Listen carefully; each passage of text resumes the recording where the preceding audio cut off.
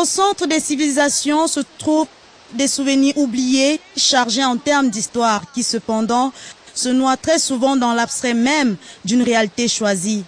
Certains les considèrent pour ainsi dire comme étant désuets, vétustes, voire même dépassés.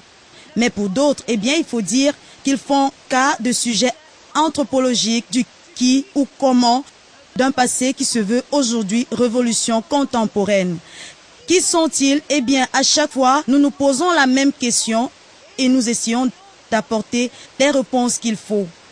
Mesdames et messieurs, bonjour ou bonsoir à vous selon l'heure à laquelle cette émission vous parvient à l'instant. Sachez que vous faites bien d'être des nôtres en ce jour, car après la belle excursion entamée du côté de la ville d'Ekona, nous avons décidé de séjourner encore pour quelque temps au Cameroun pour partager et découvrir de nouvelles curiosités. Eh bien, pour cette fois-ci, nous avons décidé de mettre nos pieds sur d'autres sentiers, notamment dans la région de l'ouest du Cameroun et plus particulièrement dans le département des Bamboutos. Il faut dire quand même qu'ils sont au nombre de 16 villes et villages dans ce département, mais nous allons plus nous accentuer à faire la visite de nos quatre environ, à savoir Bangang, Bamendida, Bouddha, et actuellement nous sommes tout juste devant les chutes de la Métier. J'espère que vous êtes contents d'être avec moi. Allez, c'est ici que l'émission démarre. Amis téléspectateurs, bonjour à vous. Eh bien, aujourd'hui, je vous amène hors des sentiers battus à la découverte du département des Bamboutos, où il se raconte qu'il y réside d'ailleurs les nouveaux riches de la région de l'ouest du Cameroun. Et pour ma part, j'avoue que je me pressais de participer à ce voyage folklorique, bien que dans le guide, il est dit que les visites au cœur des périphériques sont souvent limitées pendant la saison des pluies à cause des accès difficiles. Pourtant, j'y garde encore un bon souvenir. Premier arrêt dans un coin paradisiaque, les chutes de la Métier, dans un décor qui tente de faire oublier l'histoire. Il se raconte pourtant que des milliers d'opposants camerounais qui luttaient pour l'indépendance dans les années 50 à 60 ont été jetés dans le bassin de ces chutes. Mais encore, c'est un lieu mystique, sacré, utilisé souvent pour des rituels qui font aussi sa curiosité. Après une séance photo, voilà que débutent nos misères. Sur la route, pas l'ombre d'un seul engin de transport libre pour nous conduire jusqu'à Bamendida. Alors, sous ce soleil accablant, nous avalons des kilomètres entiers de marche jusqu'à Bafunda, où nous empruntons enfin une moto. Et même, jusqu'ici, personne ne sait où se trouve exactement cette chaufferie. Pas de chance. Mais nous continuons à puiser dans l'histoire une fois arrivés à Mbouda, le centre-ville, pour comprendre un peu plus l'histoire. La principale richesse des Bamboutos est sans pareil son sol. Ici, en effet, pas besoin de gaspiller ne serait-ce qu'un maigre centimètre de sol. Cette extrême richesse et l'ardeur au travail des populations font des Bamboutos l'un des greniers au Cameroun et d'Afrique centrale. Si vous voyez des pommes de terre, de grosses pommes de terre, très farineuses, très bien, sachez que ça vient de Bouddha, c'est mon Bamboutos. Les oignons, l'ail, la tomate. Quand vous voyez de belles tomates là, jolies là, ça vient de Bouddha. Les choux, quand vous voyez les choux, les bons légumes là, très bons légumes, sachez que ça vient de Bouddha. En gros, toutes les belles nourritures du Cameroun, à 80% viennent de Bouddha. C'est donc les terres unies. Le diable et que les hommes ont continué à contribuer à voir venir davantage. Quand Dieu vous donne et que vous respectez, que vous honorez, il donne davantage. Il bénit davantage. Je crois que la richesse culturelle du Bamboutos, quand vous allez quitter l'ouest en direction du littoral, en direction du centre, arrêtez-vous partout où vous allez voir les fruits, les pommes de terre, les patates. En route, là, arrêtez-vous, les melons, arrêtez-vous, parlez Djemba, parlez Gombale, parlez Bamboutos.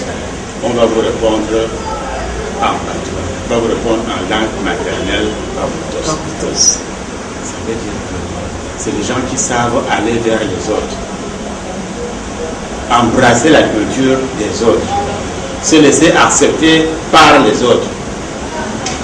Parce qu'ils viennent de tout cœur et ils donnent tout ce qu'ils ont dans le cœur de bien.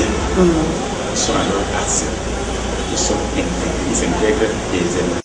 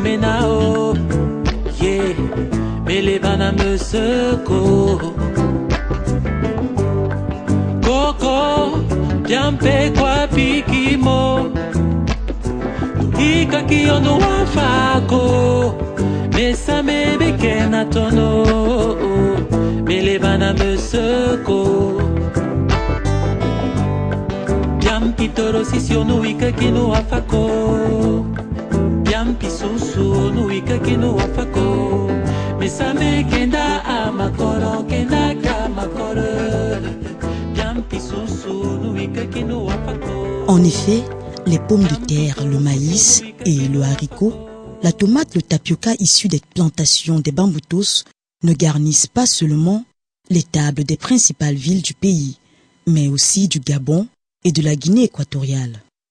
Les Bamboutos, c'est surtout le principal producteur national d'avocats, la bandière nationale d'Embouda. Ce que je garde surtout ici en tête, ce sont les sourires et les saluts des femmes, des enfants, l'entraide des hommes pour désembourber par exemple notre voiture du côté de Bamongong, des valeurs que corroborent ainsi tous les dires d'un de ces élites Bamboutos, l'honorable David Manfo. Les valeurs des Bamboutos, les valeurs naturelles. Les Bamboutos ont la chance d'avoir cette position géographique. Les Bamboutos sont limitrophes avec le nord ou la région du nord-ouest, limitrophes avec la région du sud-ouest, avant d'être un sous-ensemble de la région de l'ouest. Les Bamboutos ont cette richesse culturelle qu'ils reçoivent beaucoup des autres régions et en donnent autant. Des valeurs de partage, quoi. Ils partagent les mêmes valeurs, beaucoup de valeurs culturelles avec les autres régions. Et ils sont généreux. Ça veut dire qu'ils donnent aussi sans compter. Raison pour laquelle peut-être Dieu leur retourne sans compter. Parce que vous avez dit, quelqu'un dit tout à l'heure qu'on remarque que les Bamboutos sont riches. Oui, c'est une richesse naturelle, c'est une richesse normale. Car partout où ils se retrouvent, ils ont le même réflexe, ils ont une belle enfance. Déjà à l'âge de 3 ans, 5 ans, vous voyez les enfants avec le panier arraché sur la tête, avec les œufs sur la tête, avec les biscuits sur la tête. Et vous allez les retrouver également au champ avec leur maman. Vous allez les retrouver dans les plantations avec leur papa.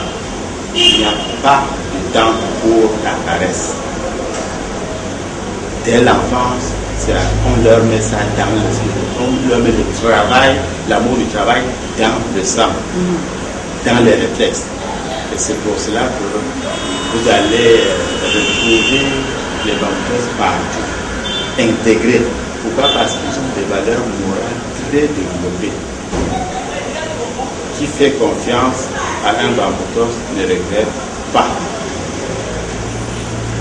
Chez tous les grands opérateurs économiques que vous connaissez dans ce pays, chez tous les grandes personnalités que vous connaissez dans ce pays, quand vous prenez 10, vous allez avoir 6, 7 chez qui vous allez trouver un Bamboutos qui est un homme vraiment maison.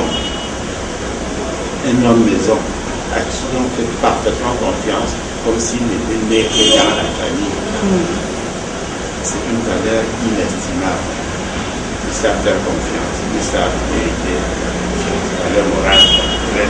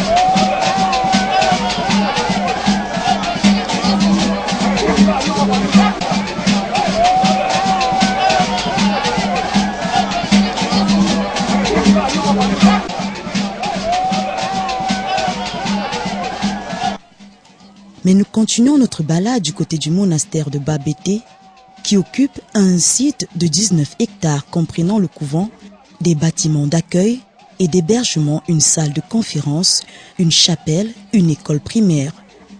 C'est un sanctuaire naturel de repos où les sœurs, pour subvenir aux besoins, gèrent une plantation agricole et surtout de plantes médicinales. Après un petit repos bien mérité, nous reprenons la route pour cette fois aller à la découverte de l'histoire traditionnelle des Bamboutos, celle des significations des patronymes, explique que les principales chefferies supérieures au groupement Bamboutos sont Bangang, qui signifie celui qui aime la vérité, Bacham, en français hospitalier, puisque durant des guerres, des gens allaient s'y réfugier, Babadjou, qui veut dire conquis par les âmes, Bagam, antilope, Bamisingé, qui signifie élastique, Bameso, instable, Bamekumbo, qui d'après ce qui se dit, ne furent pas assez intelligents pour comprendre les ruses des Bamenjida, d'où leur nom Menkumbo.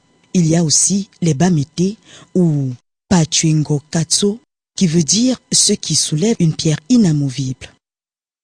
D'après une légende, avec leurs frères les Bamenjida, Bamenkumbo, Bafunda, Bamenjo et Bamesa, ils trouvèrent un jour une grosse pierre qu'ils s'efforcèrent les uns et les autres de soulever et de déplacer. Mais pour finir, ce sont les Bamete qui ont réussi le pari. Une histoire sans doute très riche en curiosité, dites-vous. Allez, c'est tout pour le moment. Il est temps à présent d'aller à la rencontre de Fota Nefo, chef de Bamenjida, un écrivain hors pair qui a mis il y a peu sur le marché un bouquin qui parle des traditions. Après plusieurs péripéties, nous avons pu ainsi retrouver finalement la route de Bamenjida. Et juste derrière nous se trouve justement la chefferie en question, la chefferie à l'intérieur de laquelle nous allons pouvoir ainsi avoir l'occasion de rencontrer un artiste comme on n'en voit pas tout le temps, puisque lui c'est le chef de Bamenjida. Il est un écrivain, il a sorti tout récemment un livre. Alors, de quoi est-ce que parle exactement ce bouquin en question? Eh bien, c'est ce que nous allons le découvrir dans les minutes qui suivent. Action. Alors, Sa Majesté, bonjour. Dans les couloirs, il s'est dit que vous avez sorti tout récemment un livre. On aimerait savoir de quoi est-ce que les questions, quel est le titre et de quoi est-ce que parle justement ce bouquin.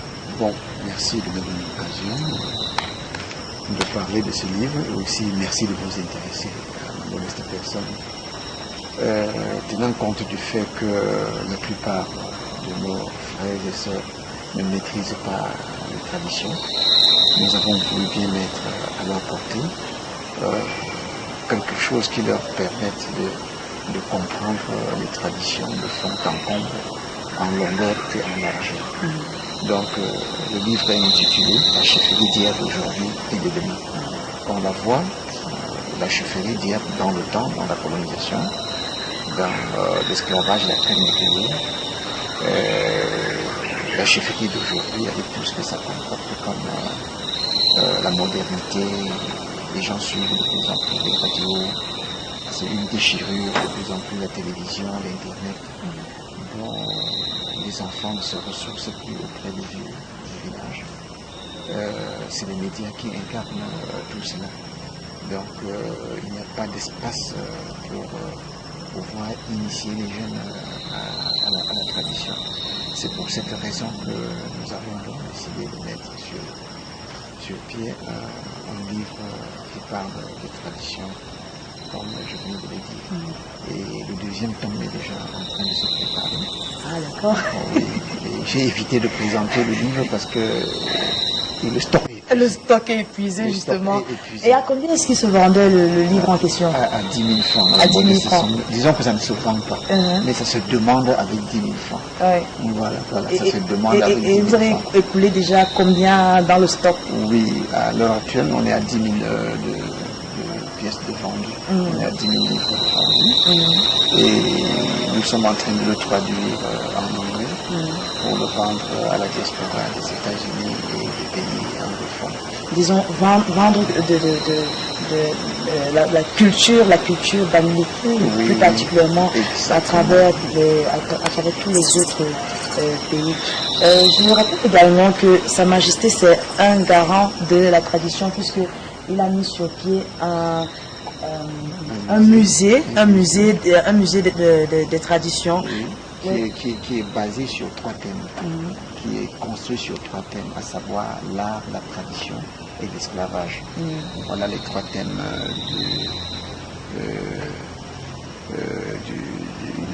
du musée. Est-ce que les gens viennent quand même se ressourcer ici à l'intérieur de ce musée? Oui, bien sûr. Les charters dit que les étudiants de l'université de Tchon, Yaoundé 1, Yaoundé 2 et autres viennent faire des recherches, c'est presque un centre de recherche. Et en matière de fréquentation, nous avons plus de 150 visiteurs le mois. Oui, avec 2012 qui venait de s'écouler, nous avons connu 3750 visiteurs et plus. Et les traditions, ça se passe de bouche à oreille. Il est temps pour nous de codifier, parce que les Blancs avancent. Parce qu'à chaque expérience, eux, ils écrivent. Et ça permet aux générations futures de faire des recherches, de comprendre le passé. Parce que le présent serait incomplet s'il n'intègre pas la vérité sur le passé. D'accord. Voilà. Et déjà qu'on a 2 fêtes. On a 2 fêtes biennales. Il y a le Neko, qui est la fête de purification du village, qui venait de se danser dimanche 10 mars passé. Et nous avons en novembre la fête du tarot. Oui. Donc les 2 fêtes-là donnent l'occasion aux populations et aux jeunes générations de comprendre les traditions et autres. Oui, le Bamboutos est composé de 16 villages et chaque village a ses traditions, chaque village a sa façon de manifester, vous voyez, son existence à travers soit les danses, soit les funérailles, soit des manifestations comme les fêtes des tarots et autres, par exemple à Babadou. Le lard, ils ont une semaine culturelle de l'art qui se danse tous les 1er janvier du mois et c'est vraiment très, très intéressant. J'ai eu l'occasion d'être invité cette année. J'ai pris part et c'était vraiment très intéressant. J'ai trouvé ça génial. Ça devrait en principe constituer. Alors si beaucoup de chefferies pouvaient revaloriser ces danses traditionnelles, on pourrait en constituer ce qu'on peut appeler les circuits touristiques du département de Bamboutos, associés aux cités touristiques. Voilà. La chefferie traditionnelle a toujours été l'objet de contestation et de postulation. C'est tout à fait normal à partir du moment où un chef a plusieurs enfants. Chacun peut se dire qu'il a le droit. Chacun peut se dire qu'il a le droit d'être chef, mais pour trancher, le chef de fin en mourant doit choisir son héritier. Oui. Et comprenez aussi que c'est un pouvoir. C'est vraiment un pouvoir. Et un pouvoir ne se donne pas comme vous le... Oui, ça s'arrache parfois, on l'arrache parfois. Oui. Merci à vous, Majesté, pour tous ces éclairages. À présent, il est temps pour nous de souffler en musique.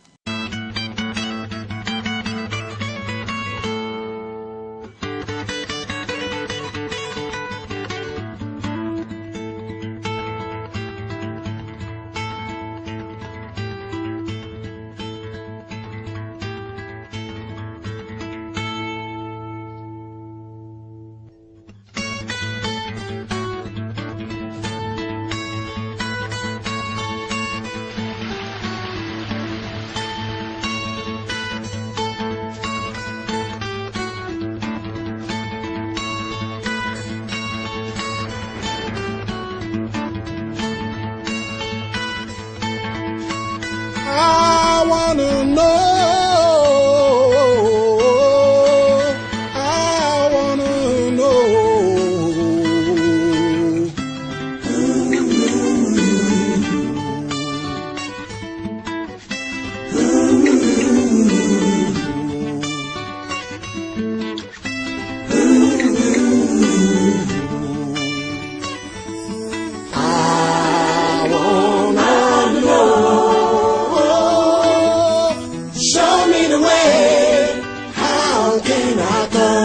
To you, wanna know. Show me the light when I get close to you.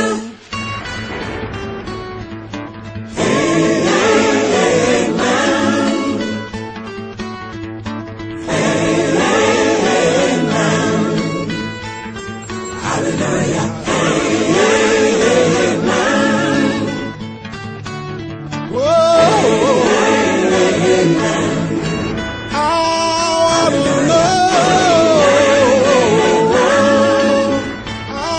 wanna know.